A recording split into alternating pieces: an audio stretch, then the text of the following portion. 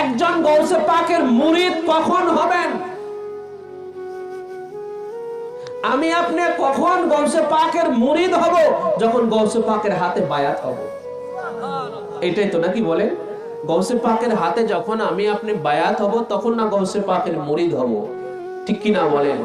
তো গৌসে পাকের হাত আজও আছে।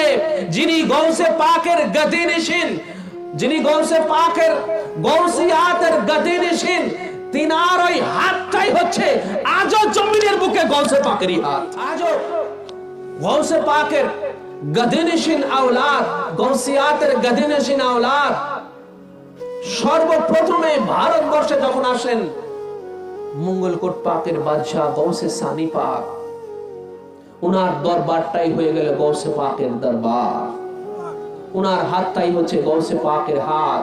গৌসে সানি পাকের হাতে যারা বায়াত হলেন ওনারা গৌসে পাকের মুরিদের স্বীকৃতি পেয়ে গেলেন। মেদিনীপুরের মাওলা পাকের হাতে যারা বায়াত হলেন ওনারা স্বয়ং শাহজাহান বাগদাদের মুরিদের মর্যাদা পেয়ে গেলেন। যারা বড় হুজুর পাকের হাতে যারা বায়াত হয়েছেন এনারা গৌসে পাকের মুরিদের মধ্যে শামিল হয়ে গেছেন।